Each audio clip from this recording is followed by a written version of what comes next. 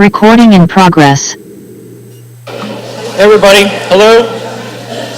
I'd like to call to order the June 16th meeting of the Tredyffrin Township Board of Supervisors. We have a Pledge of Allegiance. Pledge allegiance to the flag of the United States of America and to the republic for which it stands, one nation, under God, indivisible, with liberty and justice for all. Thank you. And now Chief Beatty. Thank you very much. I appreciate the board's time, the public's time. This is an exciting evening for the police department. We have 3 police officers that will be sworn in by Judge Holt this evening. It's a very long process to get to this point. The approval for some of the police officers was through last year, beginning in the summer, selection process, and we have just excited to have an opportunity to get 3 excellent candidates here to serve Tredyffrin Township. What makes it so interesting is the involvement by so many people from the department and the township side to get a new hire in. There's the interview phase, the background investigations, support through the academy, interviews, and the whole process to get somebody in.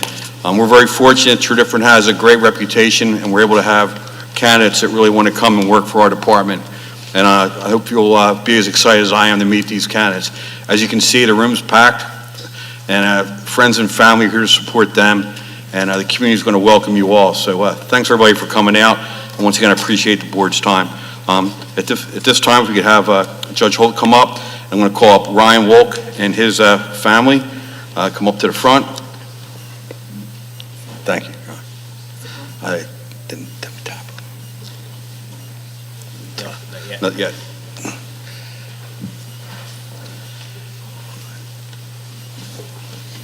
I got it.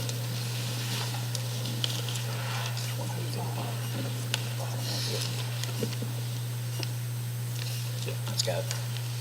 Sorry. Just as we're getting set up here, Ryan Wolk was raised in Sugarloaf, Pennsylvania, and he attended Hazleton Area High School. After graduation, Ryan attended East Stroudsburg University, where he was a student athlete, and Ryan graduated magna cum laude with a Bachelor of Science degree in sports management. After graduation, Ryan was hired by the Pennsylvania State Police, and he successfully completed their academy and was assigned to the media barracks until accepting a position with the Tredyffrin Township Police Department currently. Ryan comes to our department with a wide range of police knowledge and experience.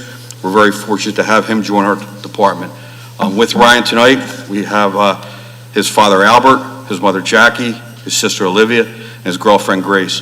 Welcome to Tredyffrin, and Judge Holt, please do the swearing in. You're going to repeat after me, okay?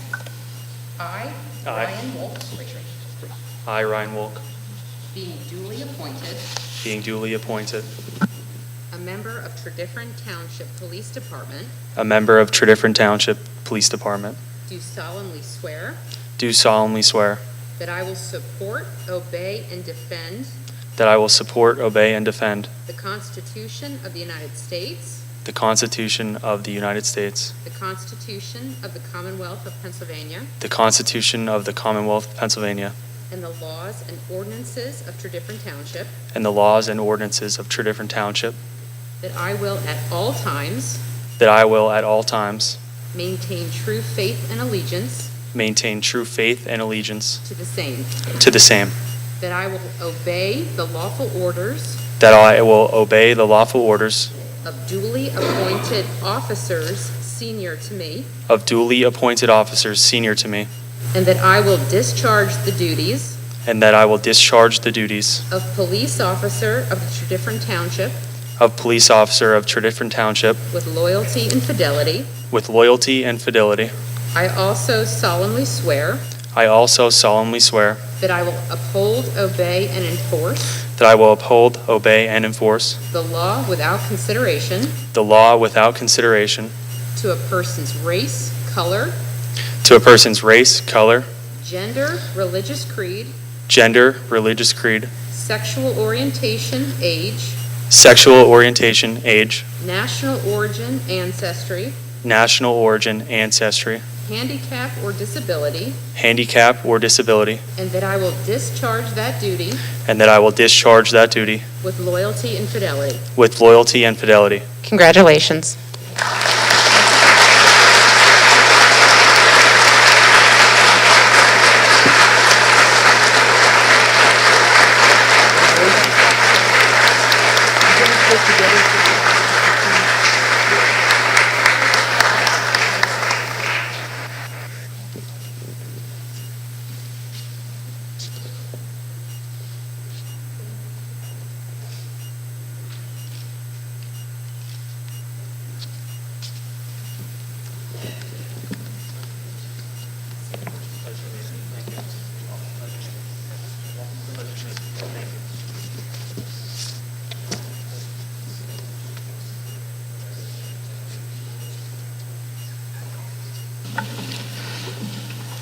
And Supervisor Dr. Gussie is online. That's our smiling face there, but big supporter of the police department, and we thank her for all her assistance getting to this point. If I could have Riley Contra come up with her family member. Riley Contra was raised in Montgomery County, Pennsylvania. She attended Upper Merion High School, and after graduation attended Temple University, where she earned a bachelor's degree in criminal justice. After college, Riley entered the workforce, often working 2 jobs while still having a desire to become a police officer. In October 2024, she accepted an offer from our Tredyffrin Police Department to be a cadet and entered into the Montgomery County Community College Municipal Police Academy as our cadet. On June 11th, Riley graduated from the Police Academy and begins her police career this evening. Riley is joined this evening by her mother, Shelley Contra, who is a police dispatcher for the Upper Merion Township Police Department, her uncle Michael, and many other family and friends. And please, if you could do the swearing in, Judge, that would be great. Raise your right hand and repeat after me. I, Riley Contra, I, Riley Contra, being duly appointed a member of Tredyffrin Township Police Department, a member of Tredyffrin Township Police Department, do solemnly swear do solemnly swear that I will support, obey, and defend that I will support, obey, and defend the Constitution of the United States, the Constitution of the United States, the Constitution of the Commonwealth of Pennsylvania, the Constitution of the Commonwealth of Pennsylvania, and the laws and ordinances of Tredyffrin Township, and the laws and ordinances of Tredyffrin Township, that I will at all times maintain true faith and allegiance maintain true faith and allegiance to the same, and that I will obey the lawful orders of duly appointed officers senior to me, of duly appointed senior officers to me, and that I will discharge the duties and that I will discharge the duties of police officer of the Tredyffrin Township of the police officer of the Tredyffrin Township with loyalty and fidelity. with loyalty and fidelity. I also solemnly swear I also solemnly swear that I will uphold, obey, and enforce that I will uphold, obey, and enforce the law without consideration the law without consideration to a person's race, color, gender, religious creed, sexual orientation, age, national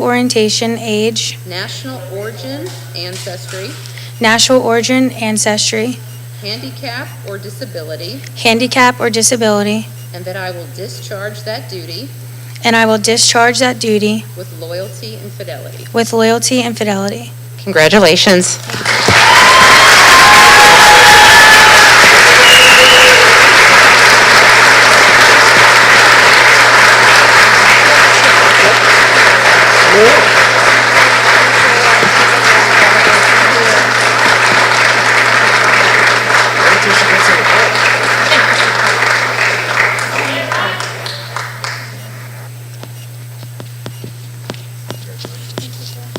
While the photos are being taken, Sergeant Scott Costa is leading our field training program.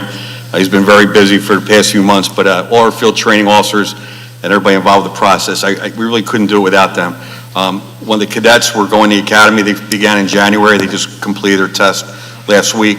we assigned volunteers for to be their role mentor, per se. You'll meet her in a little bit, but Corporal Brittany Rosenfeld was Riley's mentor, and Corporal Steve Galetta was Ryan's, to walk through the process to get them and, start teaching them throughout the academy. Just so you know, these cadets, they actually came in on their days off on the weekend to ride and meet the officers. And I'm really, it's important for that, to get that sense of family. So I give them credit for their studies and what they did, but by taking the time to want to be more immersed in this department, this community. So nice job. At this time, could I have Ryan Brame come up and his family? Ryan was born and raised in Bucks County, Pennsylvania. Ryan attended Pennsbury High School. After graduation, he attended Westchester University, and he received a Bachelor of Arts degree in exercise science. While in college, Ryan worked as a therapy assistant for a chiropractic clinic in Southampton and decided he wanted to pursue his career in law enforcement, and he took the test for Tredyffrin and he enrolled in Montgomery County Community College Municipal Police Academy. Ryan is, on June 11th of this year, Ryan graduated from the academy and begins his police career with us tonight. Ryan is joined this evening by his proud family, including his father, Jason, a retired captain from the Lower Makefield Township Police Department, who served for over 30 years, dedicated service. His mother, Christine, also serving for those 30 years, and his brother, Justin, girlfriend, and the loved ones.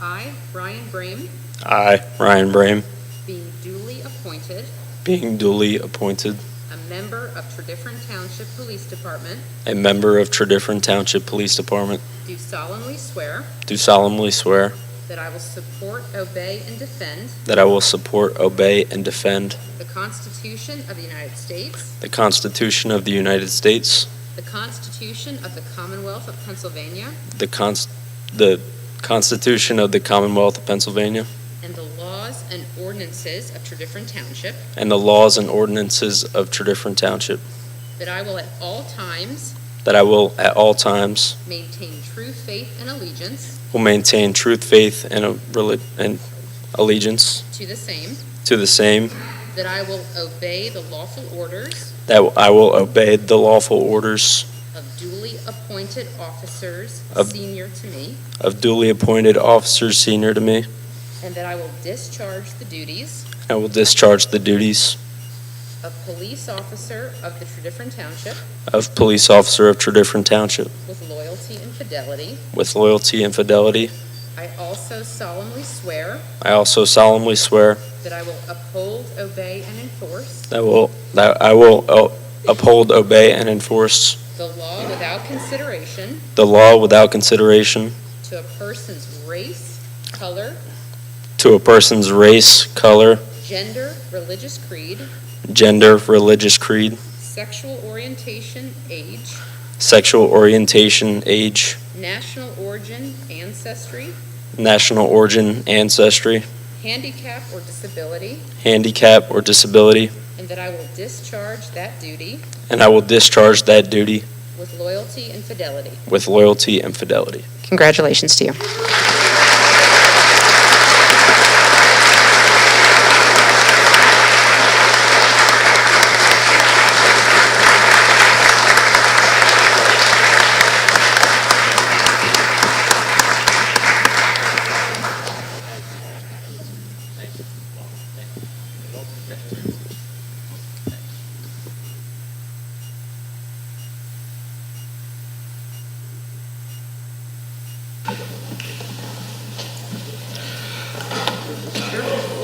Thank you. Thank you so much for doing this. I really enjoyed it. Thank you. You're the best. We appreciate it. It's the judge does a great job coming out for these, and it makes it special. We have a great system. The judge does a good job presiding over the cases and helping to educate and train the officers to do better in their court preparations and testimony. So thank you, Judge Holt, for what you do for us.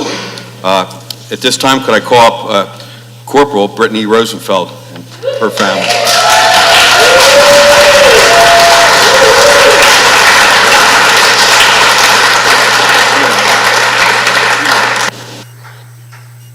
In March of this year, we had through the winter season and rollout, we had some retirements and some openings open up within the police department. We entertained a promotional process for corporal.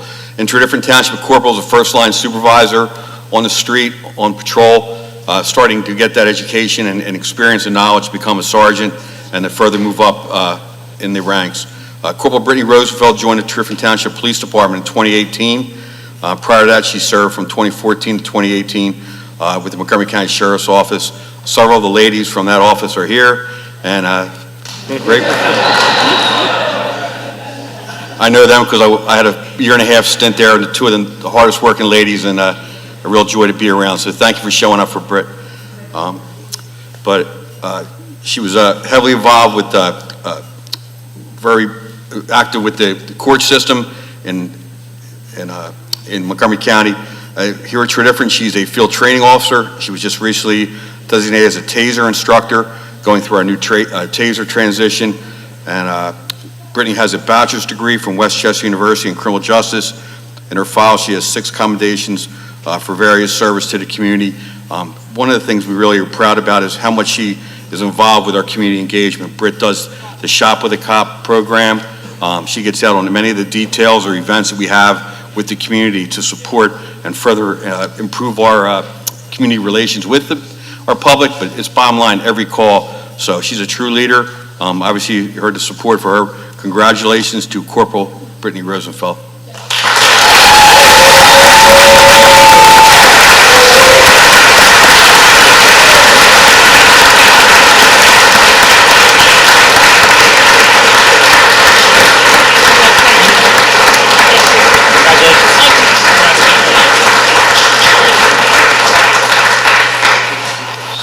As a second part of the promotional process we conducted, and these processes are not easy. They're a written process that the officers, the detectives have to study the crimes code, vehicle code, policies, procedures. They go through that. They have a supervisor evaluation, Sergeant Ryan Scott, and all the sergeants go in. They do basically a peer evaluation. They provide the scoring, and then it's up to the individual candidates to go before an oral panel. Some of our department members, but also some outside individuals, just to gauge their ability to perform the job. Brittany went through that for corporal, and the next person I'm going to introduce is Detective Sarah Doherty. If she'd come on up.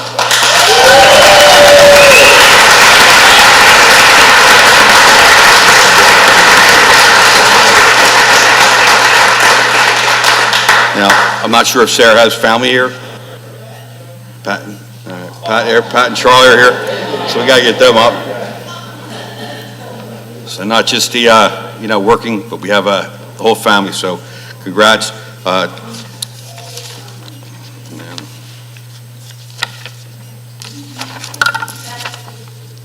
I'm getting there. Sarah joined Tredyffrin Township Police Department in 2022 after serving a 5-year career as a patrol officer with the City of Philadelphia. She also did an internship with the Delaware County Criminal Investigation Division. Here at TTPD, she's served as a field training officer, also for new recruits. She's been awarded several accommodations and awards. She holds a bachelor's degree in criminology from Immaculata University. We're excited for her, and we look forward to her work as a detective. She's done an excellent job, and she's going to continue to thrive and do a great job for Tredyffrin Township. Congratulations, Detective.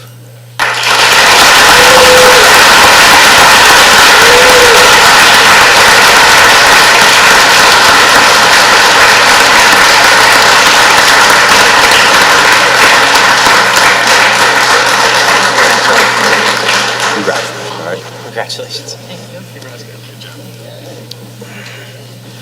If Charlie wants to stay up here, I can hold him like a press conference for the Eagles, right?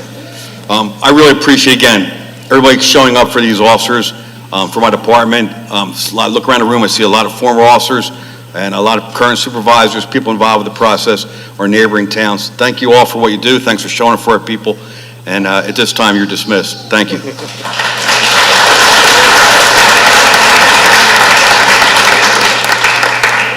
Thank you, Mr. Chairman. Lucy.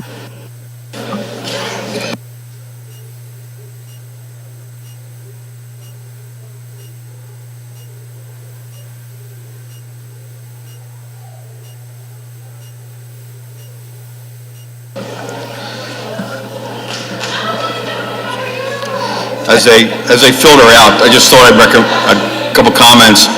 It really is something that we can get the kind of quality candidates we get. People want to come to this department, the support from the community and the support from the board. So I can't thank the board enough and the community for what we do. And they know to get out, be out soon.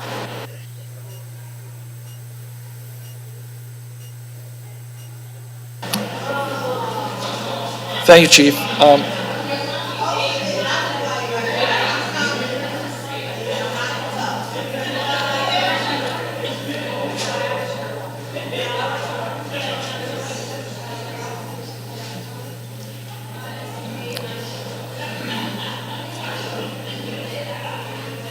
All right, thank you, Chief. It's really exciting to see all those new officers. I mean, you guys, you're doing a fantastic job in recruiting and motivating, and you can feel the energy in the room, which I think is really a testament to you and your, really, the atmosphere you guys have set up in the police force. So congratulations. You should feel good about the whole thing. I do. It's a collective thing. Yeah, no, I get it. The township board, the township staff works with us. HR, Mr. Martin, Mr. Rocco, everybody's involved. It's a process. It goes across several lines. And really, it's a building process. We have a lot of new faces coming in here. It's a very young department, but we have good people in place to teach them the right way, to do things and treat people the right way. Yeah. No, it's obviously you're doing a fantastic job, so congratulations. All right, so we're going to go with announcements. The Peoria Library will now be open Sundays from 12 to 4. Township offices will be closed between 11:30 and 1 tomorrow for a staff appreciation lunch. In observance of Juneteenth Independence Day, Township offices will be closed Thursday, June 19th. The Arts Commission meeting scheduled for July 3rd has been rescheduled to July 10th. In observance of July 4th, the Township offices will be closed at 2 p.m. on Thursday, July 3rd, and will be closed on Friday, July 4th. There will be a conditional use hearing starting at 5:30 p.m. on Monday, July 21st, 2025, prior to the Board of Supervisors' public meeting to consider the expansion of the religious use facilities at 958 and 966 North Valley Road by the Islamic Society of Greater Valley Forge. Now we come to approval of the minutes. Do I have a motion to approve the minutes of May 21st? Any comments from the board? Any public comments? All in favor say aye. Aye. Any opposed? Minutes are approved. The board met in executive session prior to this meeting to discuss legal and personnel matters. Now we're going to go to supervisor liaison reports. Supervisor Humble. Thank you, Chair Miller. My first report is on the zoning hearing board, and this dovetails really with your last announcement about the conditional use hearing on Monday, July 21st. On May 22nd, the zoning hearing board met, and one of the first things that they did was announce a decision with the Islamic Society and the Boy Scouts relative to this expansion. So the decision was 2-1. Seemed like it was a little bit complicated. There were provisions placed that they wouldn't be able to rent a gym out to third parties. They have to plant a line of trees between their property and the neighbors. And I would actually ask Aaron if you can give the detail on this a little bit more so that folks can understand the details of what happened May 22nd versus what's happening on July 21st. Yeah, so this project has kind of multi-steps. It is a land development project. They're actually looking to do a land swap.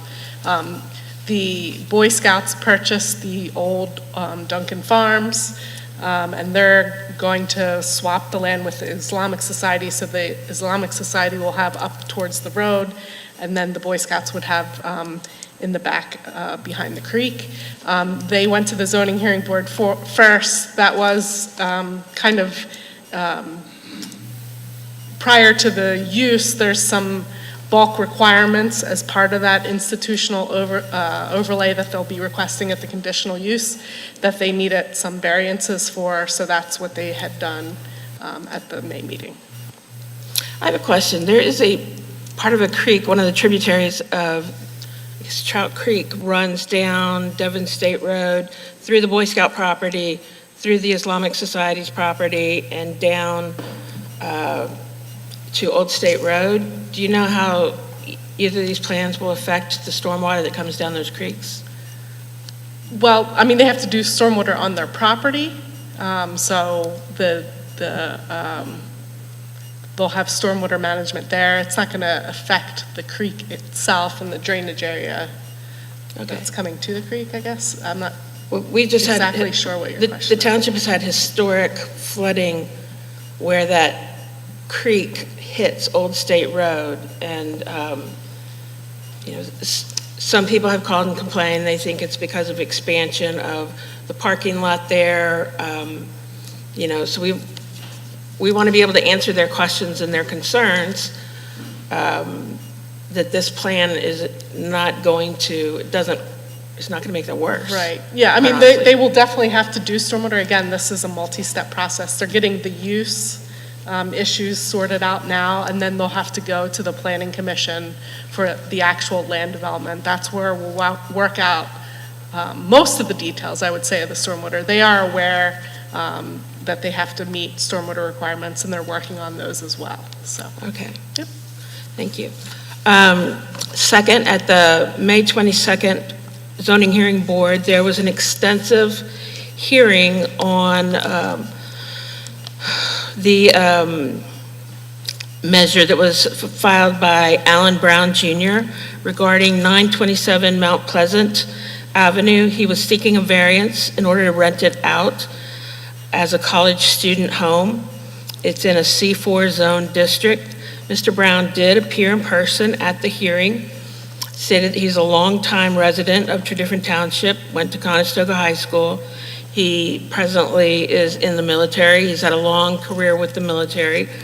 And he grew up on Mount Pleasant Avenue, and this property had belonged to his father. His father passed away, and he has done a great deal of upgrades to the property, but he wants to be able to rent it out to college students until he retires from the military and can come back and decide to live there himself. He did state that there were 3 students living there. One is a basketball player, was a Villanova basketball player who has already moved out and gone through the draft. And the 2 others are law students who he's hoping that they will come back and rent as well. So there were many citizens who live on Mount Pleasant Avenue as well as Henry Avenue around the corner from it who spoke up against his application. They don't want to see more student rentals come into this property. Whereas Mr. Brown was making a difference between law students, who he said are very quiet and very scholarly, that they're not the same as the undergrads.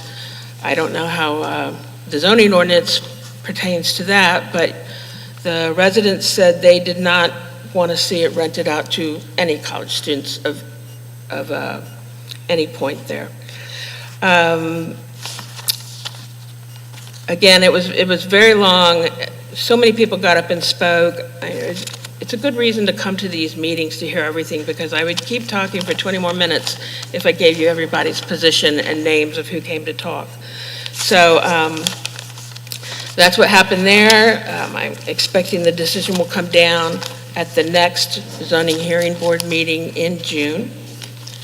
And additionally, for the Parks and Recreation meeting, I don't have an update for that. Thank you. Thank you, Supervisor Humble. Supervisor Holt? I had the pleasure of stepping in for Supervisor Bhaskar at the May 22nd Library Board of Trustees meeting, which was discussed many things, primarily the big topic which you already stole my thunder on was that the Paoli Library is going to be open on Sundays from 12 to 4, which is very exciting. Programming is exploding in both Paoli and Tredyffrin, particularly attendance at art programs. There is one opening for a trustee, but it's the Willistown appointee. And the board is working on programming policy. And that's it. Supervisor Holt. Supervisor Gussie? I would just like to make a motion to reappoint Janice Olson and Rob Williams to the Historical Commission.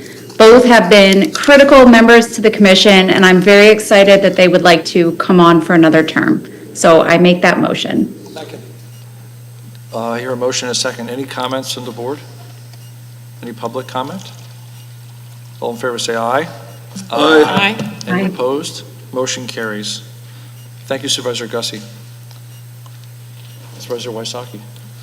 I don't have a report tonight, but the Planning Commission meets Wednesday evening, June 18, here in this room. Supervisor Bhaskar. Thank you, Chair Miller. So I'd like to start out by thanking Supervisor Holt for covering for me at the Library Board of Trustees meeting on May 22nd, and also to Supervisor Gussie for delivering my EAC meeting report at the Wednesday, May 21st Board of Supervisors meeting. The Environmental Advisory Council met on Tuesday, May 27th, and these are some of the highlights. Chesterbrook resident Art Zidrasny asked about options for managing deer in parcel 19. The consensus was that there was no good alternative to culling. Tom Smar and others from the Jenkins Arboretum mentioned that there are a couple of unnamed stream tributaries, and they needed to find possible historical names as part of the process of naming them officially. They also provided information on stormwater issues in and around the Arboretum, and were discussing they discussed ongoing remediation as well as future plans. Ernie Falcone from the Historical Commission updated the EAC on plans for America 250. He also mentioned that Roughwood Seedways, which is a 501c3 charitable organization in Devon that has a collection of heritage seeds, is looking for a new home. And there were activities planned and completed for rain garden maintenance, the macroinvertebrate study at Krabby Creek, and much more. These are the routine activities of the EAC. The macroinvertebrate study had the best results to date, hopefully indicating that our stormwater mitigation plans are working. The next meeting of the EAC will take place on Tuesday, June 24th in the community room. Also, I would like to mention that the next meeting of the Traffic Committee will take place in this room at 7:30 on Wednesday, day after tomorrow. That's my report. Thank you, Chair Miller. Thank you, Supervisor Bhaskar. Supervisor Johnston Pugh. The only thing I have to say is the Art Commission meeting, which was scheduled for July 3rd. We're going to have it rescheduled on July the 10th, and we should be getting more information out about the Art Committee very shortly to the public. Thank you, Supervisor Johnston Pugh. Now we have an update from the Charter Review Committee. Mr. Martin. Thank you, Mr. Chairman, members of the board. This will be a brief update of what the Charter Review Working Group Committee worked on last month. They met on May 22nd, reviewed the working red line draft that they had started on. We touched on Article 7 and started working on the financial administration section and working on the operating and capital budget. The next meeting of the committee will take place on June 26th. They will continue their work from there, and I'll have an update at the next meeting. Thanks. Any questions? Happy to answer them. Thank you, Mr. Martin. Next, we have a motion to adopt Resolution 2025-12, approving the Valley Forge Sewer Authority Act 537 plan. Mr. McKenna. Thank you, Mr. Chairman. There may be others that can help weigh in on the more specifics of this, but this resolution is related also to item D on your agenda tonight, which is the sale of capacity in the Valley Forge Sewer Authority that the Township and the Municipal Authority, to be more specific, own. As part of the sale of what is proposed of 253,650 gallons per day of capacity, DEP requires both the municipal authority, the planning commission, and the township to approve the Act 537 plan amendment. Anytime we're going to make any change like this, DEP requires essentially an engineered confirmation of the gallonage to be sold, the need for it, and the impact, if any, on the Valley Forge Sewer Authority. So in front of you tonight is that resolution for your consideration. The Planning Commission has already approved it, and then the Municipal Authority is meeting next week to approve the agreement as well. Yeah, Mr. Chairman, if I'll also add, so yeah, the Municipal Authority has reviewed the Act 537 proposal, which is this first item, and they agreed up to the original amount of 275,000 gallons. They have not approved the potential sale agreement, which you will do tonight, hopefully a part of your agenda. Assuming that passes, then they will meet next week and also approve it as well. Thank you. And just as a reminder, so the money we get for the sale would go into the sewer fund, right? That's correct. It's restricted. It's all sewer funds. Yeah, perfect. Thank you. Thank you. Do I hear a motion? So moved. Is there a second? Second. Yep. Any board comments or questions? Public comments or questions? Mr. Heberg, thanks.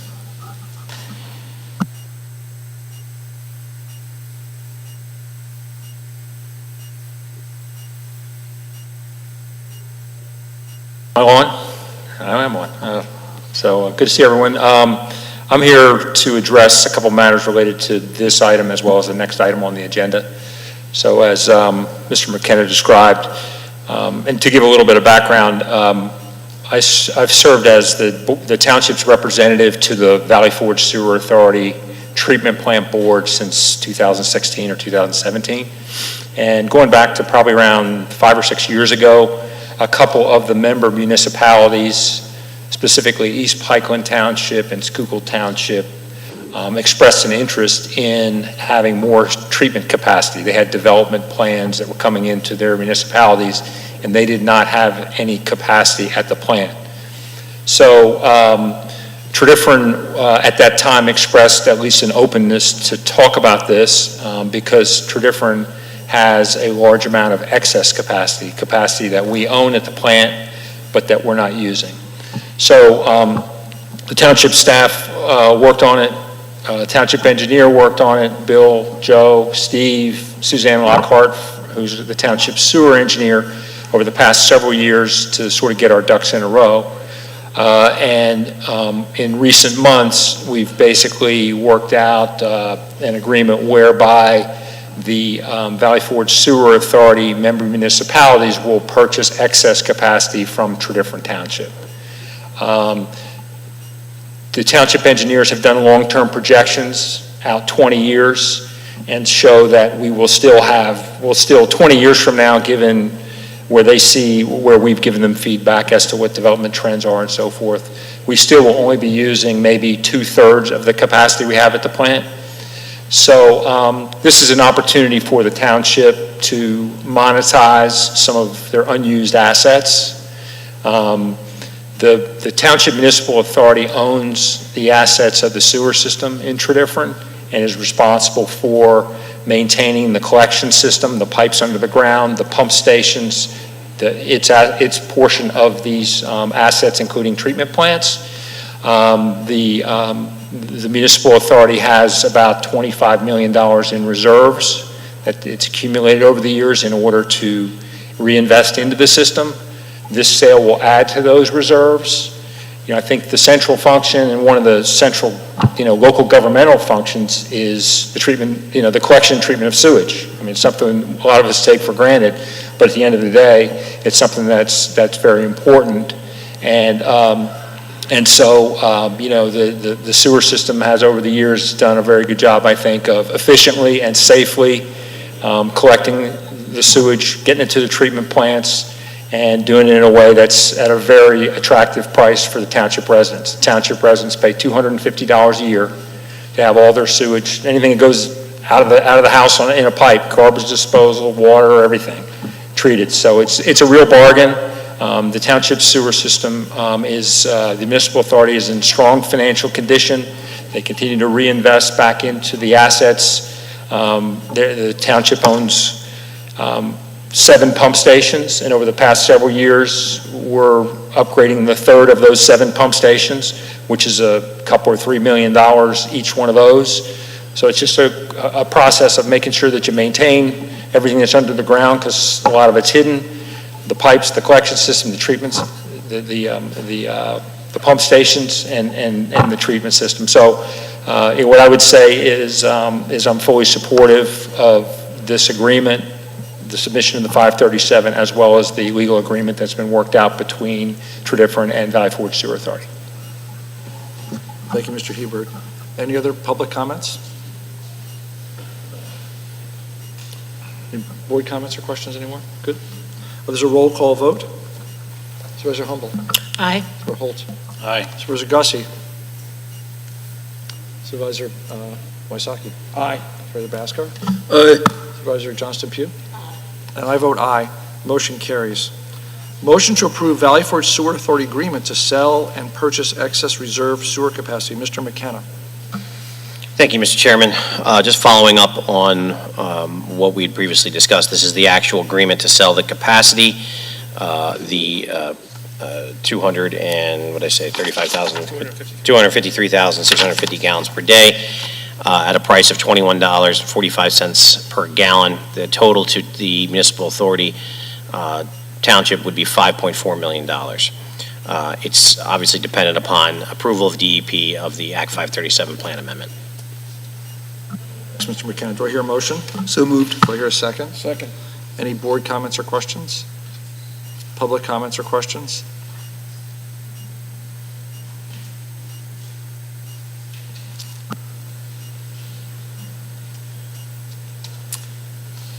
Ray Clark from Tredyffrin here. This seems like a very good deal, and I think Mike explained that we would still have plenty of capacity after the sale. The interesting thing about this agreement, if you multiply out the capacity of the plant, which I forget how much it was, it was in one of the addendums, times the 21.45, it kind of implies that the sewage plant would be worth $250 million. And would it really cost that amount? I mean, it seems like our price at $21.45 is really great. And I just wondered how it's calculated, and maybe Mike could take a moment to kind of fill us in on where the 21.45 comes from. Yeah, that number is calculated from our tapping fee. And then it's straight calculation based on number of gallons per day and what they're purchasing. So that's how we get our share. I don't know, Mike wants to give more detail about the plan itself, but that's how the $5.4 million gets calculated for a Tredyffrin side. Okay, so when the sewer authority then sells the capacity to East Pikeland or whomever, they would charge that same amount? Yeah, they have their own, so each municipality has a tapping fee, and then it's negotiated through the Valley Forge Sewer Authority what they're going to pay. I don't know if Mike wants to give more detail on that. Ray, the plant has a fixed amount of capacity, right? And it's owned Yes. by various municipalities. Yep. So if your municipality wants more capacity, they need to buy it from someone who's willing to sell it. So Right. there's a market, there's a price that it's exchanged for. Well, I'm just wondering about the price-setting process. Is there a market, and how is that set?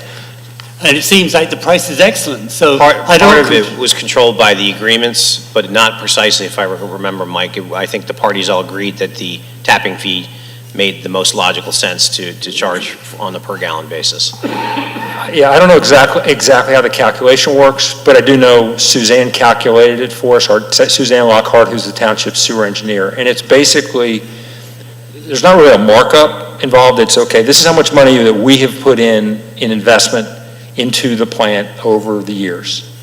And then you inflate it at some level, right? So if we spent $3 million in 1975 when the plant was built, there is some inflation built into that. And so consequently, you're not allowed to charge a premium to what you've invested. So you take that amount, you compound it over, the plant again was built in the mid-70s, so it's literally 50 years old. And so Suzanne and the township staff worked together back in the early 2020s to update our tapping fee, to collect the data from our ongoing investment over the years into the system, and to make sure that we had an accurate number, because Pennsylvania state law does not allow a sale to happen at a price above what your tapping fee is. So our tapping fee is $21.45 a day. We could not charge any more than that. We could charge less, but we could not charge any more than that to East Pikeland and Schuylkill, who were buying our capacity. It's a process that's dictated by Pennsylvania statute as to what you can and cannot do. And that's where we arrived at the amount, and then we just multiply 21.45 times the number of gallons per day that we're selling, and that's where you come up with the 5.4 million. And it is a full price. To Ray's point, I don't know that anybody is going to pay $250 million for the treatment plant, so if we can sell it based at that kind of valuation, I'm happy to do so. And the tapping fee is a pass-through in a situation like this, so the developers in East Pikeland, if they build 15 houses, then each of those 15 houses is going to have to pay the cost in order to connect into the system, because that's the money that people have spent over the years in order to build the plant. Why do you care? All right, thanks. Any other comments or questions? All in favor say aye. Aye. Any opposed? Motion carries. Just one other thing, I'd like to thank Mr. Heberg for his work on the sewer authority. So, just for the public, so you know, there's a lot of these kinds of really pretty thankless behind-the-scenes jobs. This is in particular a very detailed, you heard that detailed explanation that he just gave, or Mike just gave. And so thanks for your service, because it's things like that that makes the township run smoothly and run well. So, and $250 unlimited flushes is a great deal. I mean, it really is. So people should feel good about that. So anyway, thanks, Mike. Appreciate it. All right, thank you.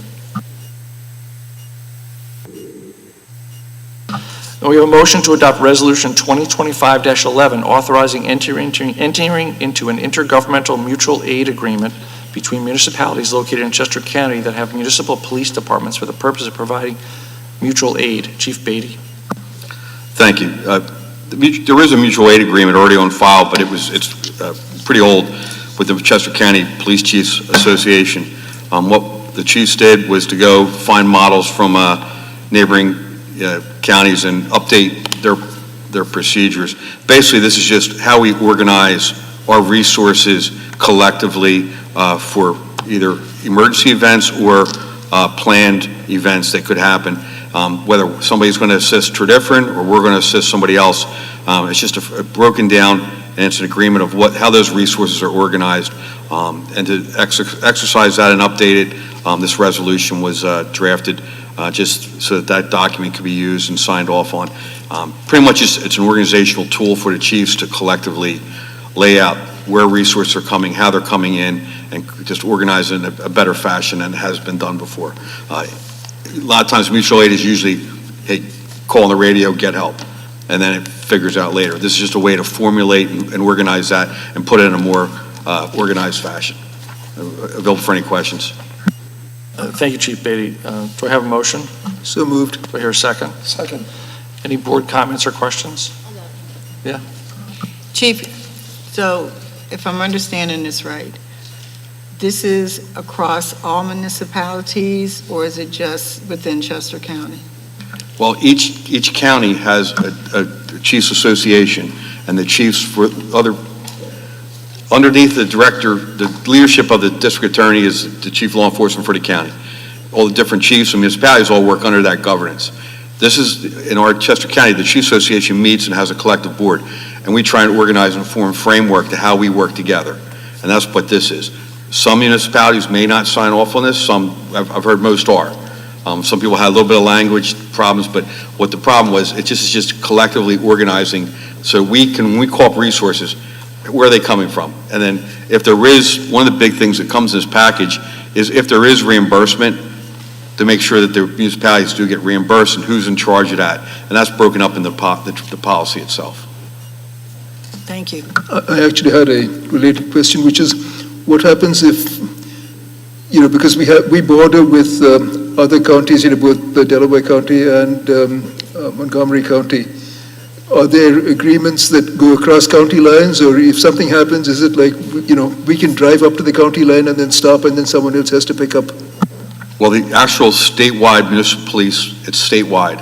So there is statewide municipal, you can cross that county line without having to have this document.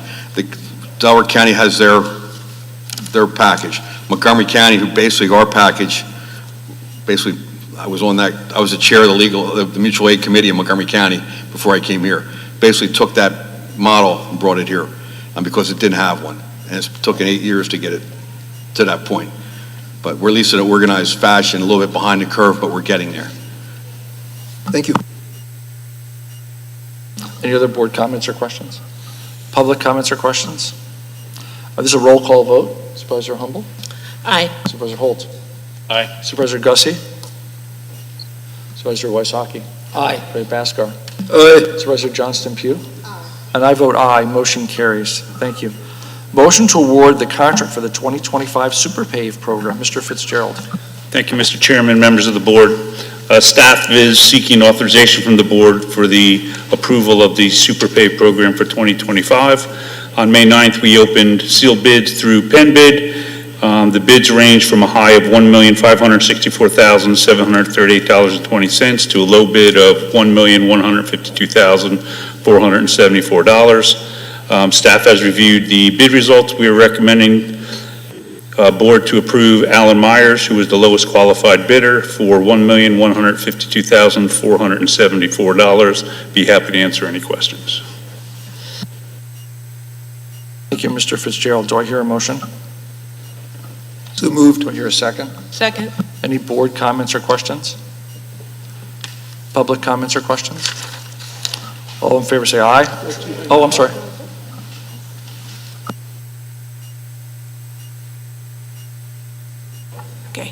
Ann Murphy. I live on Berkshire Terrace. And I had a question about the timing and the choice of the roads to be paved. I know Pew Road was paved, I think it was just a couple years ago, but now Pico is in the process of ripping it up and I guess installing, I don't know, whatever they're doing.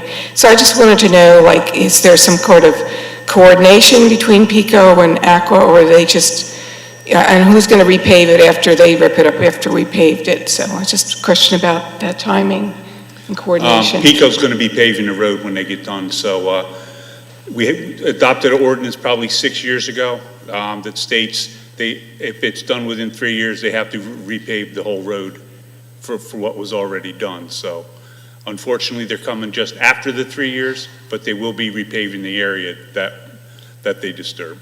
Okay, thank you. Thank you. Any other public comments or questions? All in favor say aye. Aye. Another one. Oh, wait.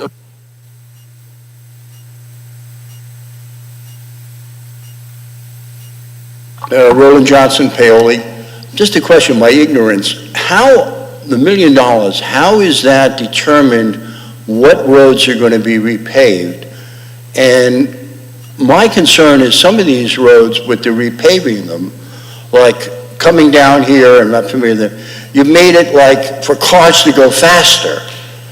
So by sometimes paving the roads, we can always find a road that could be paved, whatever. But the question is, who makes the determination whether a road is really a safety concern, and how much of it is just being paved? Okay, nice to get a road paved faster, but I would think that most people, when the roads are paved the way they are, the cars go faster. And one of the problems is, you go out here on 252, there's nobody going the speed limit, okay? And I think the police chief would say the same thing. And I'm afraid that we're going to spend $1 million on some of these roads just to make people go faster and, create possible more traffic accidents. So how are these roads determined? Sure, thanks. Mr. Fitzgerald? Yeah, we go out a couple times a year and we actually rate all the roads every year, and between 1 and 5. So once the roads start to deteriorate, those are the roads we decide to go out and pave. Now, all the roads in the township are not township roads. A lot of them are state roads, 252, Yellow Springs, 30. So the state has control of them. We only have control over the township roads. Right, but the road that was paved coming down, I don't know the name of the road, when you come down by, that was just recently paved. And I can tell you, I travel on that, that's become a lot more cars going a lot faster because the road it wasn't unsafe before. Maybe there was a little bump in it, but now there's no bump and they go a lot faster. Well, we just go by maintenance of the roads and the condition of the roads, so. Thanks. Thank you. Any other public comments or questions? All in favor, say aye. Aye. Any opposed? Mr. Chair, there's another hand up, Another hand up, okay. virtual. Hi, my name's Carol Rayhill. I live in Valley Stream, and I am concerned about the way the islands look. They haven't been mowed, and I understand there's a disagreement between Parcel 19 and the Township. I know that, I've been in Chesterbrook since the late 80s, and I've never seen it look this bad. And I'm really concerned about our property values. And also the little island on Bradford Road is despicable. I really would like an answer to how to get this resolved. And I would think it should take years to figure out how to take care of our community. So, Carol, could you repeat? I had a hard time hearing what you're saying. Can you repeat what you're saying? I'm concerned that... Oh, this is the islands on Chesterbrook. Are you talking about the islands on Chesterbrook Boulevard? Yes. Sure. The islands on Chesterbrook Boulevard have been maintained by Parcel 19 for 25 years. This year, they appointed a new landscaper who doesn't maintain, it wasn't part of the contract, so they're not maintaining them. Those are township property. The township will cut the grass the way we maintain other roads, but roadside grass. But we're not going to maintain it like the lawn it was, because we're certainly not going to plant the flowers by the Chesterbrook sign or the flowers by Bradford Road. Those are all maintained by the landscaper of Parcel 19, who they have a new landscaper, so they're not doing it anymore. And that's what happened. We got a letter from the property manager of Parcel 19, and it is not Parcel 19's property. So there's an insurance issue that if something happens, we can't be responsible legally. So it turns into a legal issue. Now, I've been in Chesterbrook in Valley Stream since the late 80s, and the way the property looks is affecting our property value. So I would like the board to look into ways to resolve this issue and not have a hold off like what's been going on. Thank you, Carol. This is an issue for Parcel 19 to resolve, not the township. Any other public comments or questions? We can go to this at the end of the meeting. Let's talk about Superpave right now. Yeah, talk about Superpave, yeah. Well, Superpave is on the list. So anyway, all in favor say aye. Aye. Any opposed? Superpave is passed. Motion to authorize HVAC and ventilation unit cost associated with the police firing range. Chief Beatty. Thank you. Back beginning in 2024, we realized that in the back of the Public Works garage, there is a 2-lane firing range, which has been in there for approximately 30 years. Built to standards back 30 years ago, but it has 30 years of wear and tear. A proposal we put in the budget for an upgrades to address the HVAC system for ventilation, for heating, cooling, and basically for the fumes and ventilation of that. The money was budgeted. We did, working with the project manager for the township, Dave Duda, and Captain Moyer. Some quotes were received through CoStars.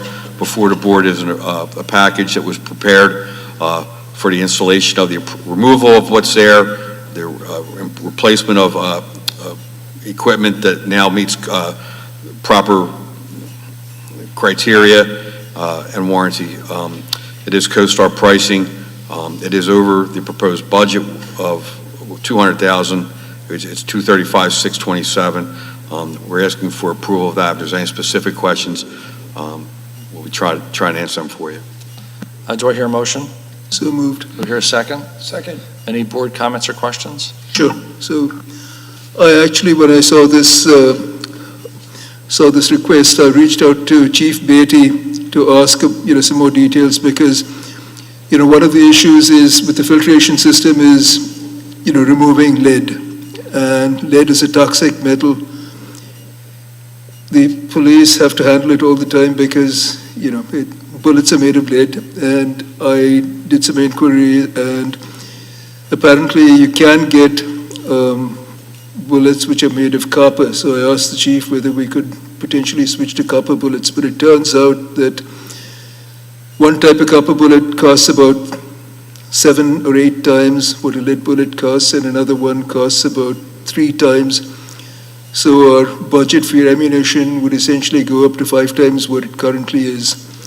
So at this point, unfortunately, copper ammunition is not a viable alternative. I hope that someday we can get there because lead is toxic. It stays in the environment, and it's not particularly pleasant to be handling that all the time. But in any case, I'm supportive of this because, I think we do need to have the lead filtration, and we do need to have the HVAC system that keeps the firing range at an acceptable temperature in the spring and the fall.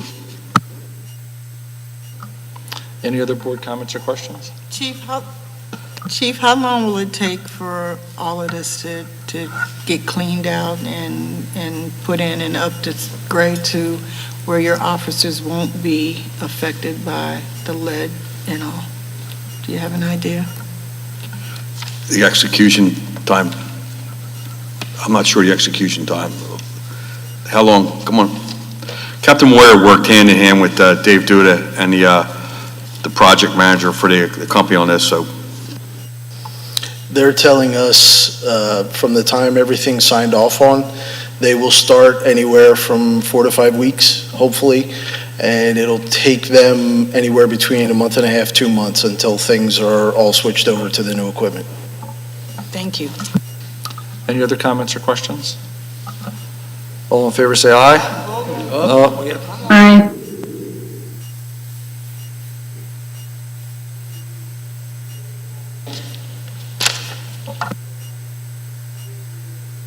Yeah,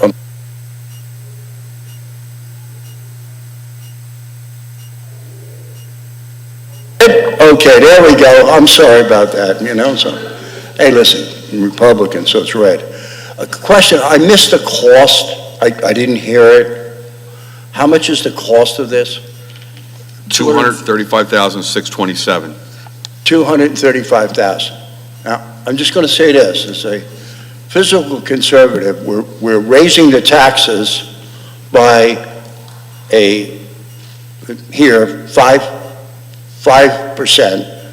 Chester County taxes are going up 20%. What I'm asking is, okay, and there's going to be some questions about revenue for the town, possibly could be recession. A lot of building owners are going to look for some tax relief because they're not full-fledged.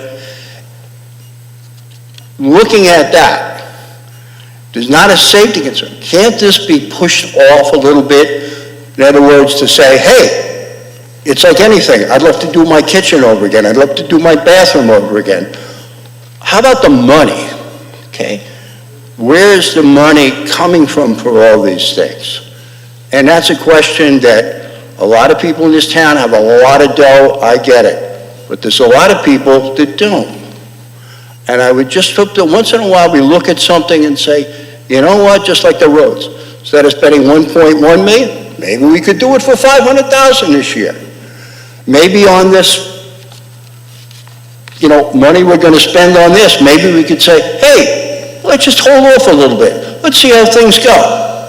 See how our revenues are. See where we are. Is it that critical, life and death, that it's done? Thank you. Thank you very much. I have a question for Chief Beatty. When was the last time this kind of work was done for the police firing range? 30 years ago. 30 years ago. Yeah. Yeah.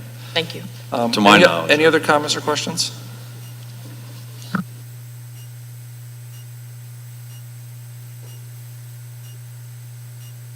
just have a quick question. I don't recall what's in the capital budget. What other capital investments are planned for the range over the next several years? Is this one and done, or are there other things that are planned? There was a interior, the mechanisms for the actual targets were to be updated, and I don't have the cost estimate on that. This was for the ventilation. This proposal was purely for ventilation. That's what it was budgeted for. Right. It was year one of two, right? We started with the HVAC system this year. Next year, the carpet, there's carpet in where the front of the range is, where it's not, again, it hasn't been touched in 30 years, so there's a lot of lead particles and things that we shouldn't be around, so we need to fix that. And the actual mechanism for the range, it'll be year two. And then the range should theoretically be good for again, next, hopefully 30 years. I know there's been some discussion in the past about the need for the township to have its own firing range. And I'm just wondering what the arguments are for and against. I mean, I know that there are other firing ranges that are around the region and in the area that would be able to be used by just paying a fee in order to use them, a membership or something like that, or per use fee. I'm just wondering, if there was any consideration given to that option as we think about spending $235,000, and I think it's six figures. I think is step two, if I'm remembering the budget semi correctly. So, we're getting ready to spend $300,000 or $400,000 on the firing range, and I wonder if we, took a look at the option of using another firing range which might have the latest safety, ventilation, all those kind of things, and they could do it, as part of their regular course of business, as opposed to us who are running a firing range, and fixing it up every 30 years. We do have access to the county's range in Coatesville, and we do utilize that range. So that's an effective use, and we've been trained there and we use it. This is a range that what we do, we can go qualify, we're close by, we're not on travel time leaving the town. If something happens, a call happens, the officers can disengage from the training and respond to whatever happens in town. They're not up in Coatesville, which is, 30 minutes away. It allows them to do training overnight on hours, trying to minimize the cost of impact of that, to actual schedule off-site training and have all the instructors and everybody travel up to Coatesville. So in one sense, you're going to realize some savings on the labor end of it, the travel end, to going to a training location. Also with the availability, because it is the only range in the area, is really the county one that's available. You have to sign up for it, wait your turn, take it when you can get it, schedule your training as such. Our training schedule is modeled the way we have with our shifts, a little bit different than most of the county. Most of the county is on 12-hour shifts, some are on 8, ours are 10. We have a training day built into the regular officer schedule, so that every 2 weeks when we do our training, we'll have 22 to 24 officers at a training event, and we can go and unload it. We can roll through that, even though it's only a 2-lane system here, roll through and do it. We've also been able to utilize that for the new hires. So new hires start, they have to qualify. The range is occupied now for the next week. How do we get them in to get them certified? They can go do a training program tomorrow morning after getting sworn in tonight, and they are ready to go out with, to start the field training process, instead of us trying to budget in time, drive up to Coatesville, and do all that the other extra stuff to get them certified. It's definitely, is it a must-have? No, but it needs to be there. It's something that's there. It was invested in. It's a great asset, and we are utilizing it, and it's been a benefit to us. Just two quick follow-on questions. How much training is required each year in order for an officer to maintain certification, firearm training? Maintain, it's what's required is one qualification per year, 100 rounds on each weapon. Okay. And have we ever looked into the idea of charging other local municipalities for the use of our range? No. We could, but it's not a condition where everybody would want to train there. Okay. Well, that might be an opportunity if we spend this money, right? Yes, sir. Okay. Thank you. Thanks. Any other comments or questions? Any board comments or questions? We good? All in favor, say aye. Aye. Any opposed? Motion carries. Motion to approve a letter of support and financial commitment for the PADEP grant application for West Circular Avenue. Mr. Burgo. Chairman Miller, members of the board, tonight before you have a letter of support / financial commitment for this PADEP Growing Greener grant. This grant is for that West Circular Avenue Stormwater Future Project.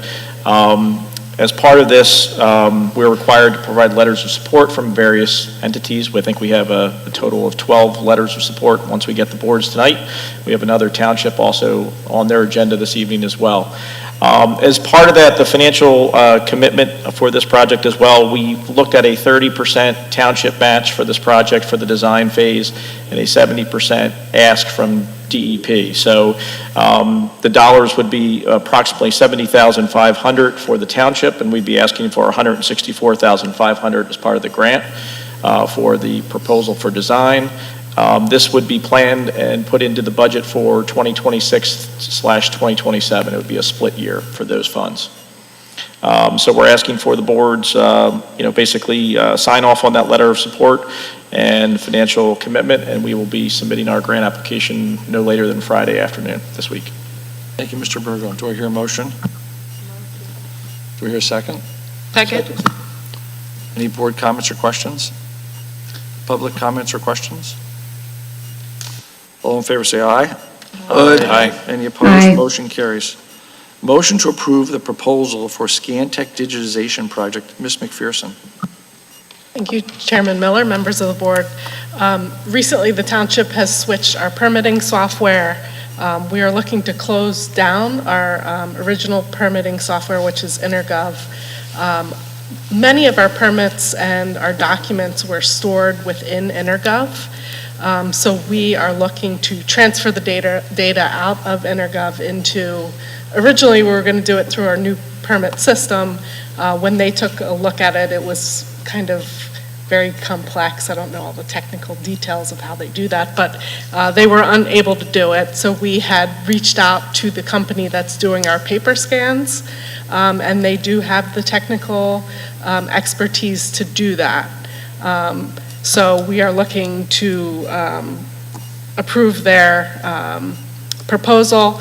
There is some cost savings in that there was a dollar amount in our original new permitting software that will recoup that money.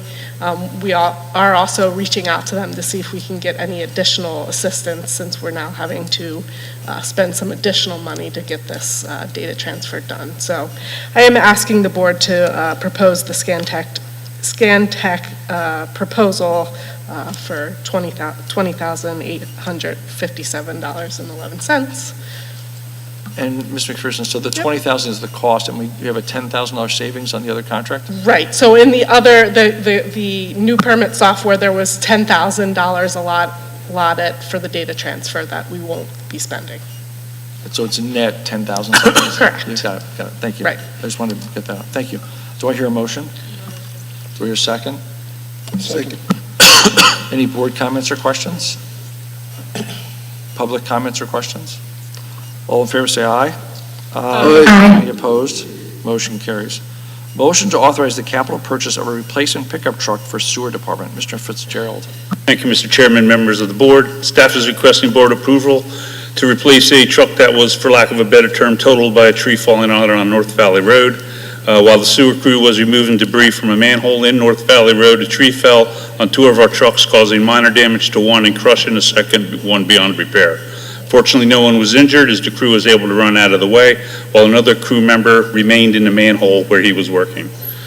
The truck that needs replacement is a 2013 Ford F-350 utility body. Staff is requesting the purchase of a similar truck that would be a 2025 F-350 with a utility body from Keystone Ford. The replacement truck is $80,787,000 for the truck, and body with insurance coverage of $32,259 for a total cost of the township of $48,528, which will come out of the sewer fund and was not included in the 2025 budget. This would be a CoStar's purchase, and I'll be happy to answer any questions. Thank you. Do I hear a motion? So moved. Do I hear a second? Second. Any board comments or questions? Yes, just that it kind of sounds funny in retrospect when you hear about it, but I'm really glad that no one was hurt. That's really a big thing. And, having a tree fall on a truck and total it is, it's a serious thing, so I'm glad that things kind of worked out. Yeah, the truck we can replace, I guess, is the point, right? Yeah, we were very fortunate that nobody was injured. I mean, a couple of them got brushed by some of the branches, but they really didn't get injured, so we were very fortunate. Yeah, no, we appreciate it. Thank you. Any comments from the public? Sure. Thank you. Just a curiosity question. Isn't there insurance to cover something like that? Why are we paying for something that might have been insured? The insurance did cover $32,259 of it. So there is something? Yes. Okay. Yes, the township is paying $48,528, which is what I'm asking to be approved tonight. Thank you. Any other public comments? All in favor, say aye. Aye. Any opposed? Motion carries. Motion to award bid for Wilson Farm Park renovations. Mr. Duraco. Thank you, Mr. Chairman, members of the board. Tonight is an exciting night for myself and I think a lot of people here. This is a project we've been working on for quite a few years. We're going on our 6th year now. If you remember a couple months ago, we had bid the project out. It came back significantly over budget, almost $1 million over budget. We then, we rejected those bids. We came back to the drawing board, decided, okay, we needed to remove some things, which we did. Tonight, I'm asking approval for a few of the bids. General contractor to SB Conrad of $1,494,000. That includes a base bid and 2 alternates. Alternate 2 is $21,000. That is to essentially repair and improve some of the pavilions around the park. And alternate 3, which is to reseal the paths, the paths around the park. The plumbing bid to SB Conrad for $210,000.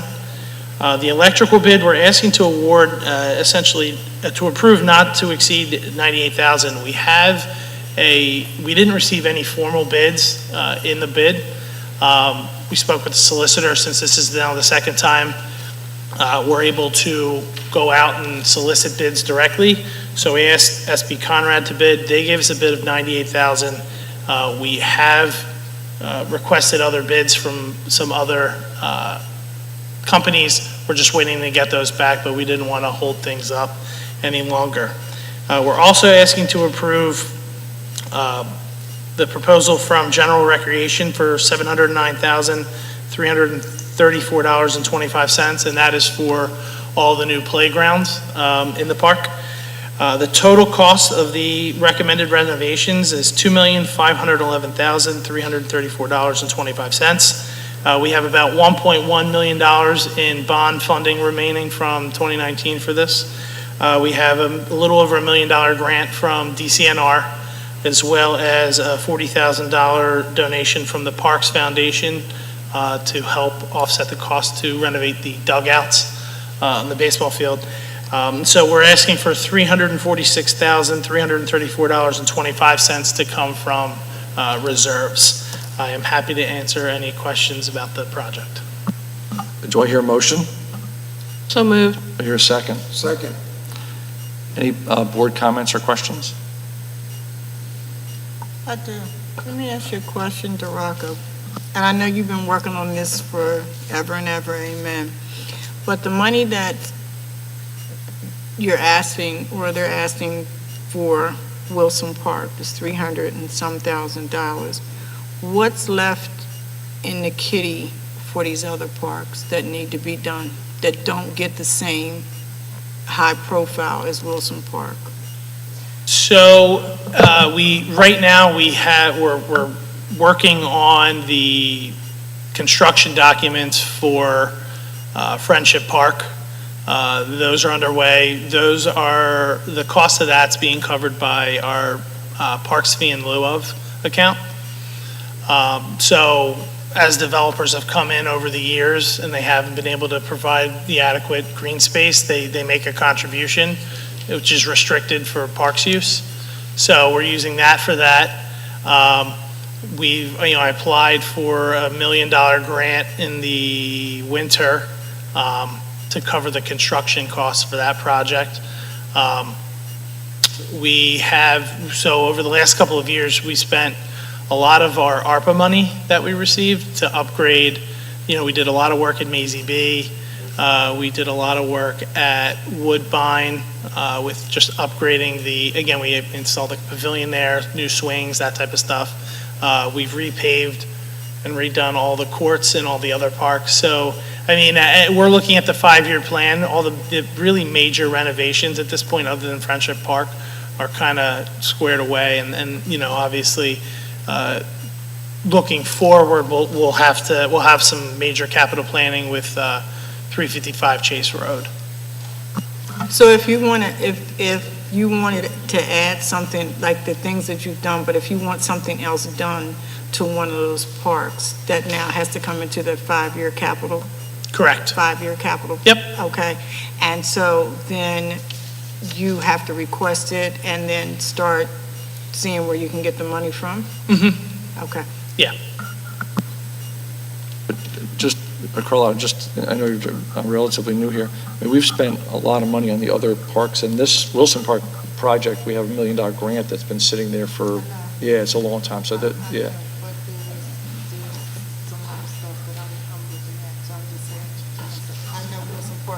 You're putting, yeah, no, that's okay. I just wanted, we're trying not to ignore that.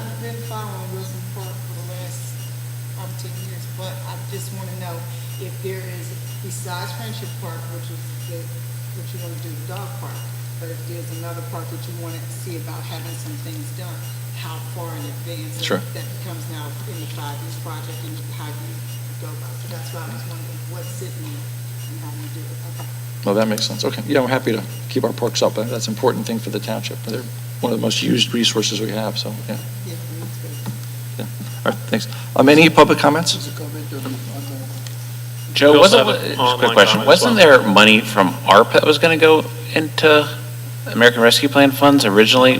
We shifted around, right? Just remind me. Not that I recall into Wilson. We focused on the other parks with the ARPA money.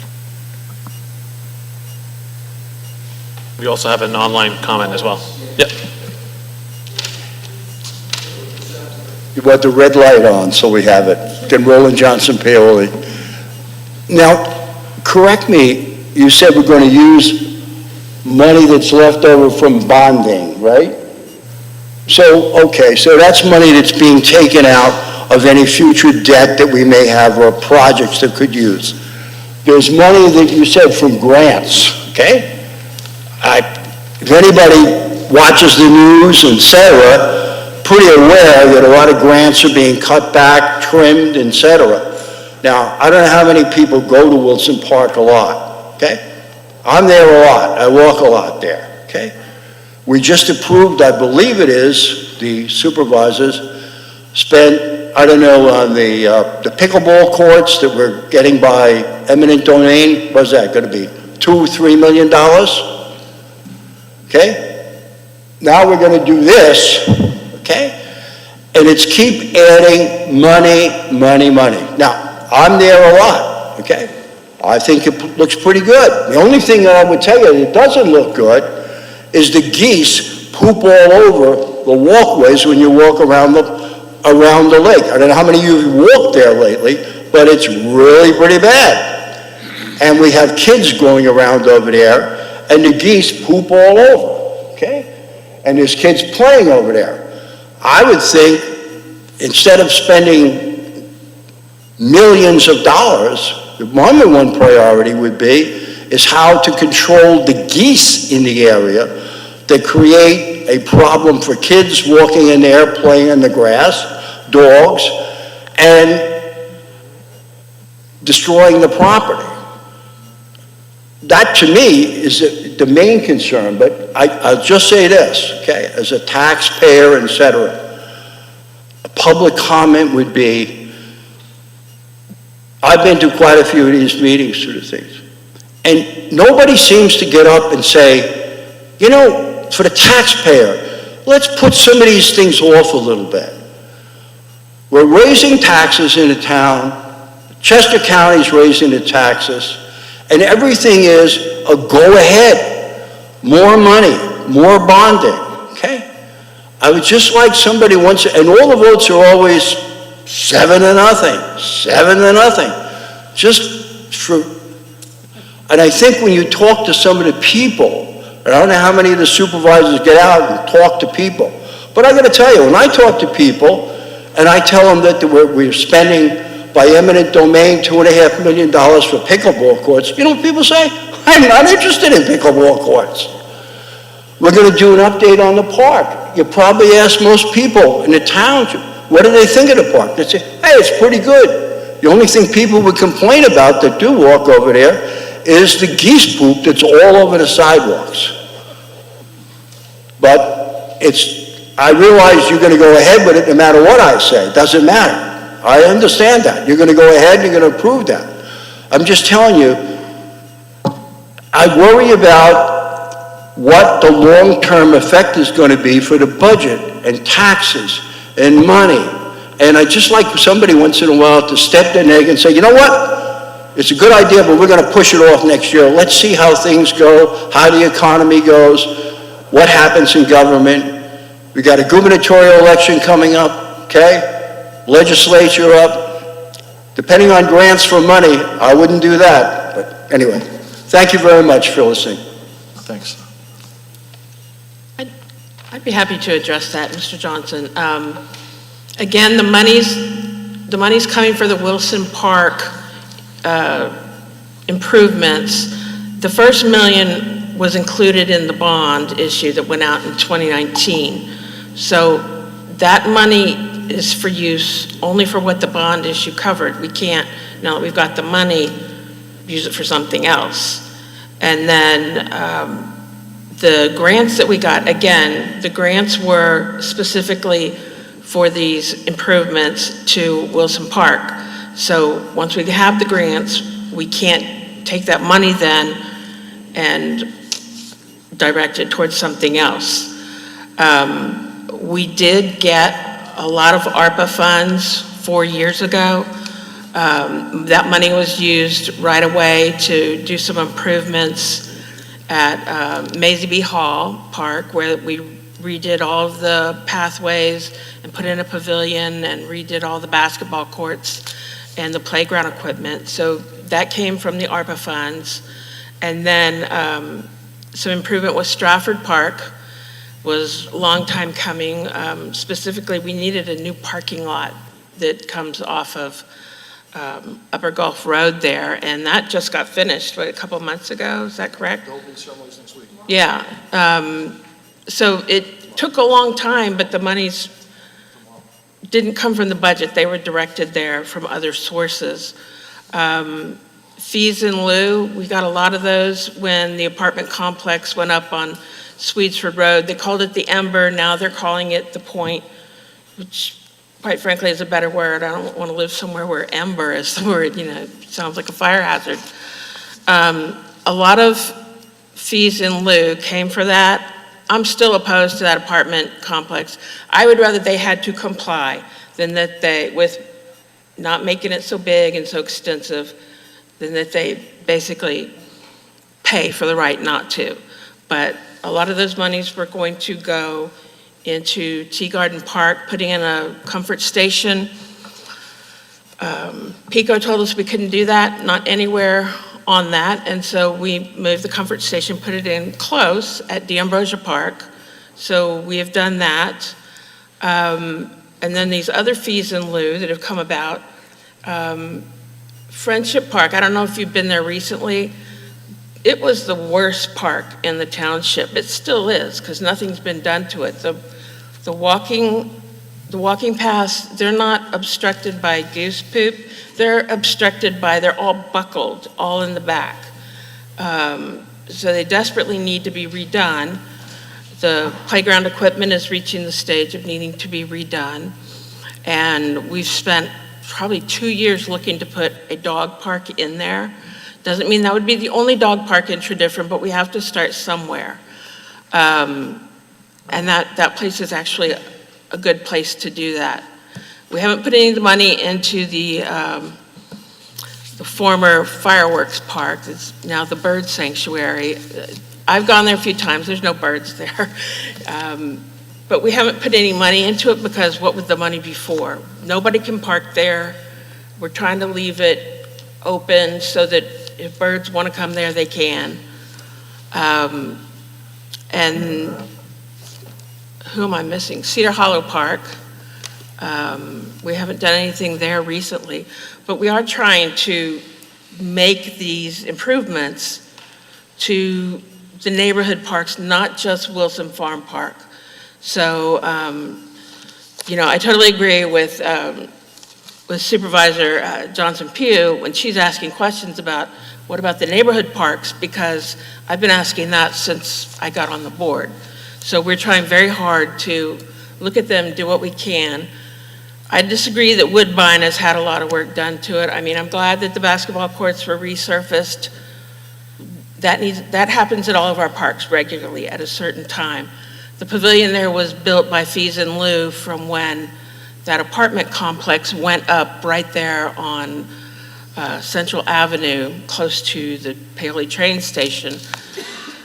I think we need more trees planted there. We have improved the swing set and the surface there, what they land on, so it's better for the kids, but certainly there's more that we can do for the Woodbine Park.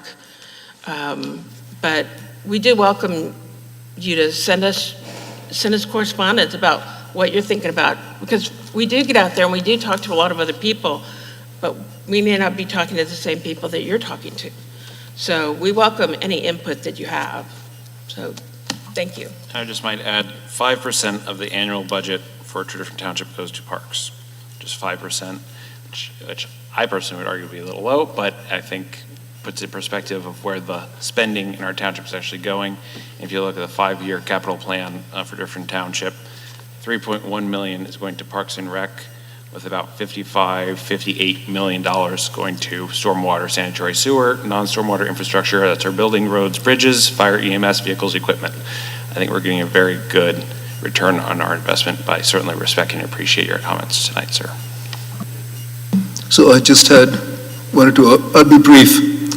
So with regard to the question of do we talk to the residents, the answer is yes, all the time. I hear a lot from residents, I talk to a lot of residents, and I would say that, and by the way, they raise all kinds of issues, but if I were to categorize the issues, the largest set of issues goes into quality of life matters.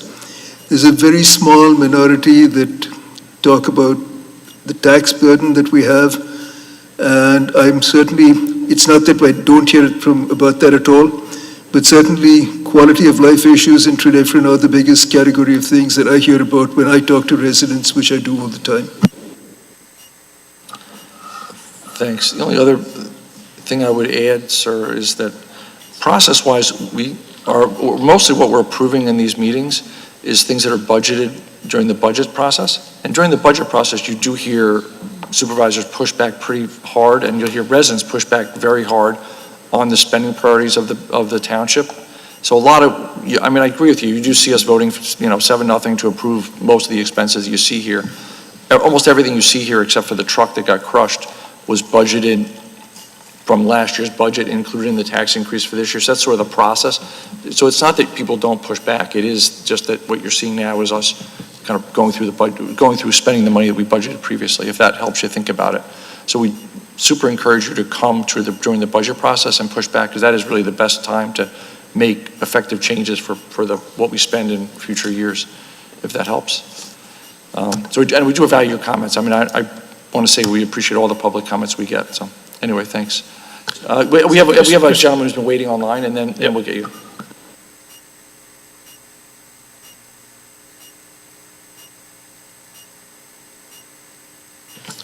Mr. Mackey, you are up to speak.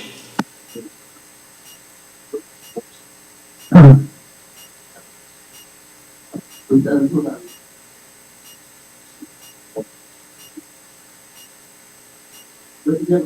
I on there now? Sorry. We can sort of hear you now, but it must be a microphone on your end. You can try again. So I can't hear very well. You can't hear me very well, eh?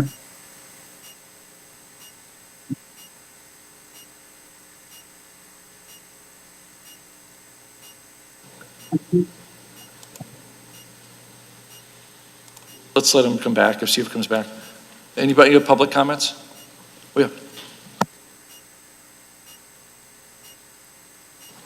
Very briefly, the township, we know, has a responsibility to its residents to protect their health, safety, and welfare, and any repairs and improvements made to a public park are definitely a good idea. Public park is an invitation for people to come in and enjoy it.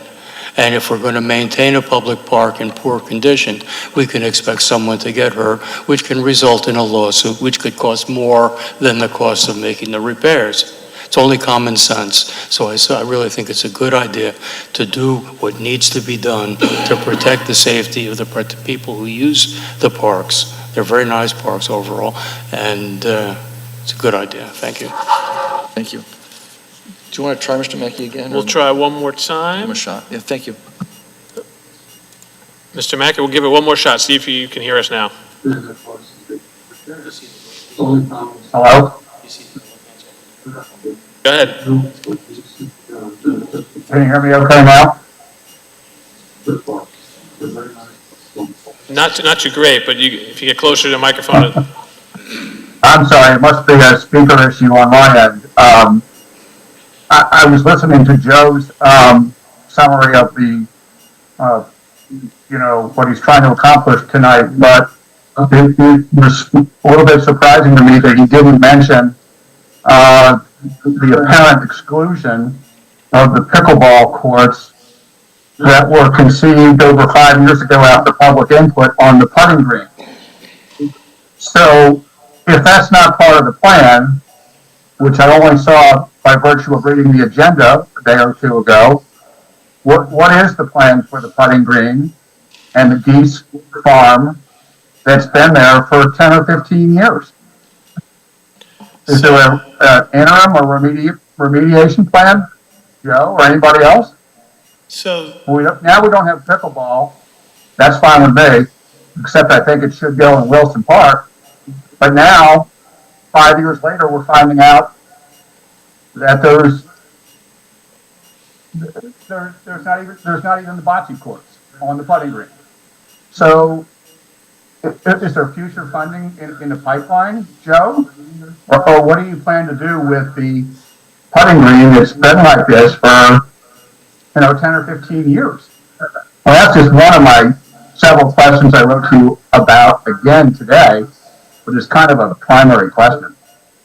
So if you remember in the master plan, we had moved the pickleball courts from where we had originally thought they were going to go, which was on the putting green, to another spot in the park. We had placed instead of pickleball courts, we had put bocce courts in the master plan at the putting green. The bid for those came in at about $300,000. And so, staff did not recommend moving forward with those at this point because we felt, one, we're already over budget. Two, I thought $300,000 seemed a bit steep for bocce courts. And so, in the future, again, if the opportunity presents itself, we will install those bocce courts at that spot. We'll already have put the stormwater in that's required and dealt with that as part of the overall project. Again, we talked about the pickleball courts before with acquiring 355 Chase Road. The pickleball courts will be located there. And so, we elected not to include those in the bid. And again, maybe in the future, if there's still a need for it, that's always a possibility. But again, we didn't recommend spending the money in Wilson when, we have the courts at 355. Thank you, Joe. Any other public comments or questions? We have heard 2 comments on goose poop, so we will think about that here, just to be clear. Any board comments or questions? All in favor, say aye. Aye. Aye. Any opposed? Motion carries. Motion to approve PennDOT right-of-way sanitary sewer facilities operations, maintenance, and endowment agreement for IHII 5 LLC for 650 and 660 Old Eagle School Road. Mr. McKenna. Thank you, Mr. Chairman. You have seen versions of this agreement in the past. Usually when a larger land development comes through, we have stormwater O&M agreements when there are improvements that are within the PennDOT right-of-way of a road. PennDOT requires the township to be the permittee on any highway occupancy permits as it relates to the improvements that serve those developments.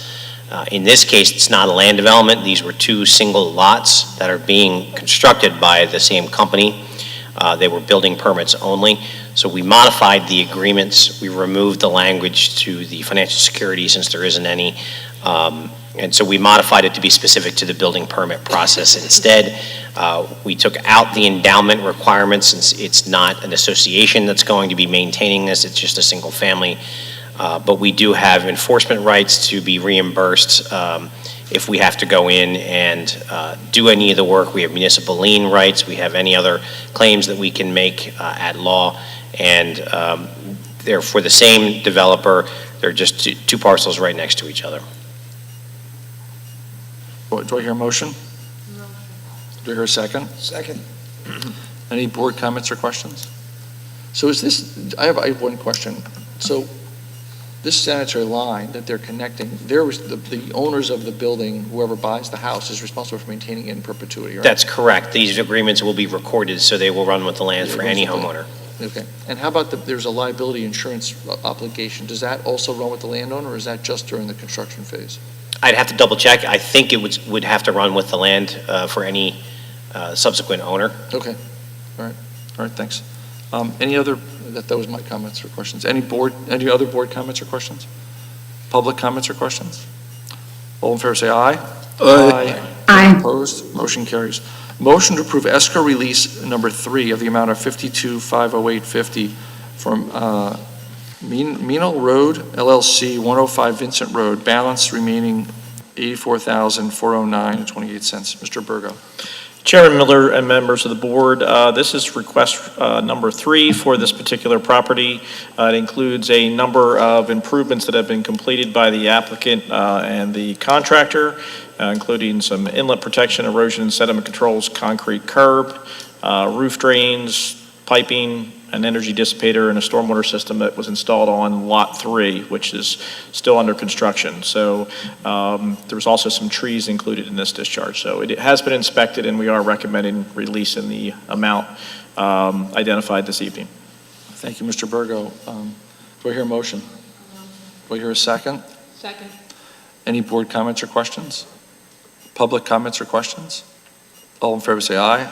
Aye. Aye. Any opposed? Motion carries.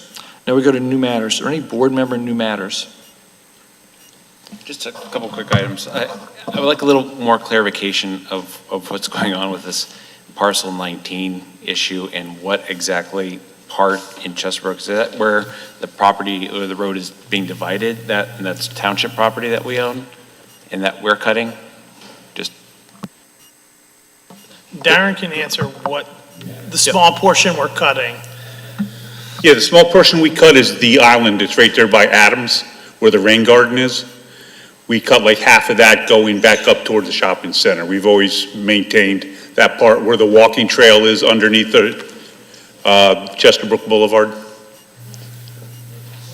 So basically, the issue right now is the median strip in Chestnut Boulevard largely is in the right of way of the road.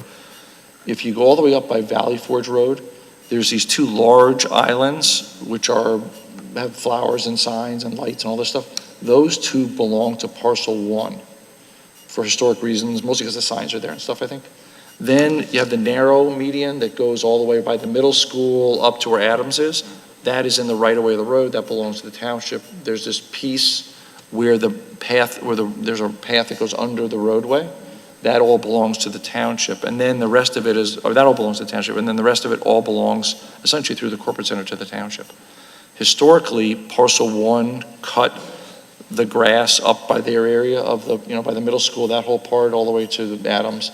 Green Hills, where I live, cuts the median strip on Adams Drive, which is also in the right of way of the road, but we cut it because we want it to look nice. And then parcel 19, I cut the median all the way to the corporate center, and then the corporate center took over. Parcel 1 did the flowers at the Valley Forge end of the road. Parcel 19 used to do the flowers at the other end of the road. They did flowers on Bradford. Parcel 19 has a new landscaper, and they've decided not to do all that work anymore. And so it's all fallen black on the township, and we cut the grass like we cut grass by roads, which is occasionally. And that's sort of what's happening. If at all possible, yeah, I would I can understand the residents' concerns. And we want to have beautification in Chesterbrook and where we normally have it, and it does keep our property values high. So I just encourage a conversation to continue between the township and the parcel 19 owners and the HOA or whoever has been maintaining this in the contract, and see if a resolution can't be done in the next month or so. I look forward to following up on this topic later.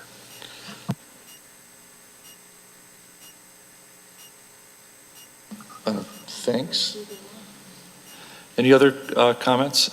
Any citizen new business? Well, I do have something I'm going to address it. I'm going to say it was you, Darren, but I don't know if it was you or Steve. I sent the email to both of you all, but there was a crater on Upper Gulf Road, right at Fletcher, that unfortunately one of my cars went into, and the tire got busted, and some other cars went into it.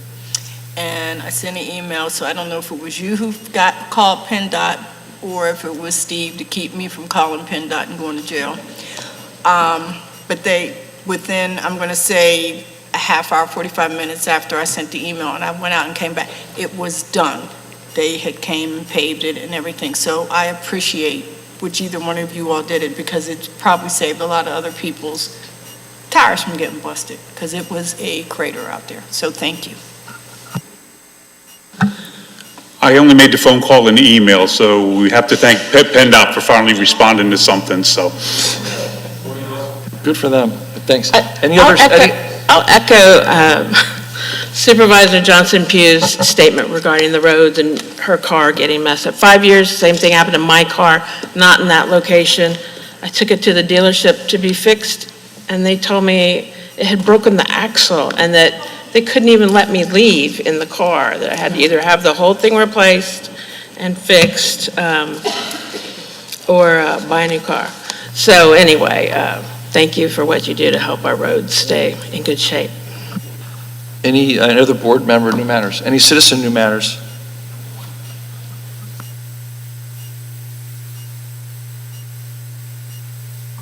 Chairman Miller and the rest of the board, I'd just like to publicly acknowledge the community at whole, not only Tredyffrin Township, but the surrounding communities.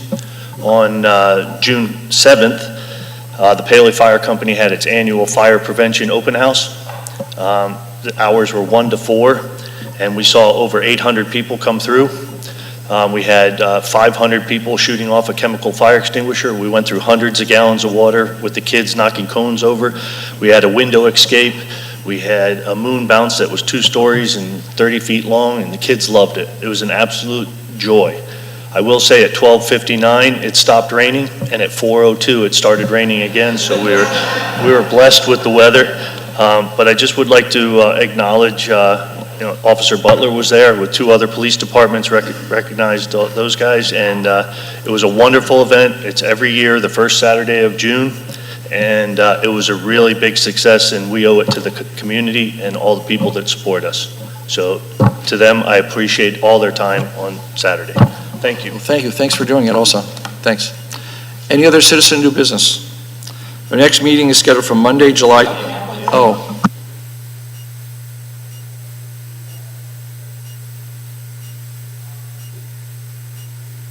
Uh, 1811 Yellow Springs Road.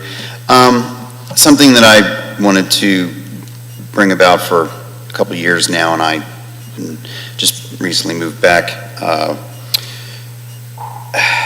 I wanted to introduce this is actually something for each one of you here.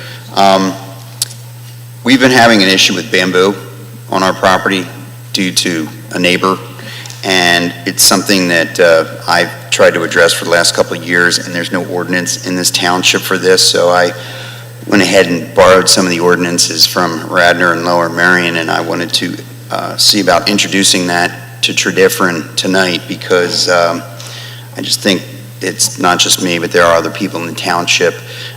This is kind of a nuisance. It's been something that's been going on for quite some time, and I think it's something that needs to be addressed moving forward. So I wanted to introduce this. I have one for each one of you to take a look at, some information, and see what we can do with moving forward with this.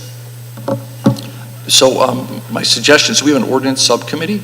My suggestion is, rather than give me paper, because paper vanishes, if you send me an email with your proposed ordinance, and we'll have the ordinance subcommittee consider it, and we'll look at it.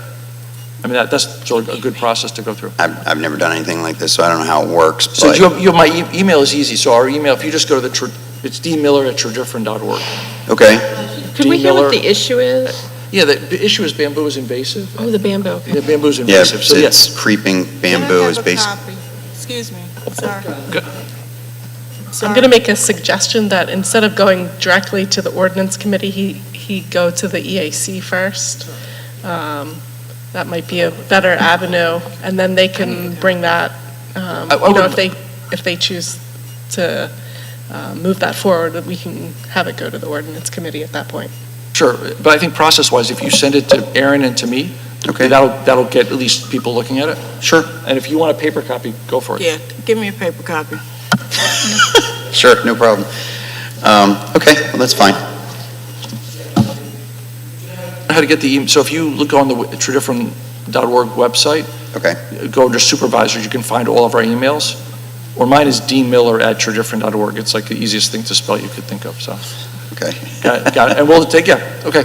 Okay, great. Thank you. Thank you.